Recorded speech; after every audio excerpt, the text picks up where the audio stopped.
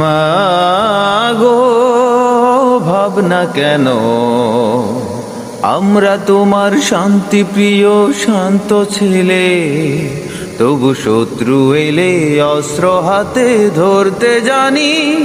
তোমার ভাই নেই মায়া, আমরা প্রতিবাদ করতে জানি। মাগো ভাবনা কেন, আমরা তোমার শান্তি প্রিয় শান্ত ছেলে, তবু শত্রু এলে অস্ত্র হাতে ধরতে জানি। তোমার ভয় নেই মায়া, আমরা প্রতিবাদ করতে জানি।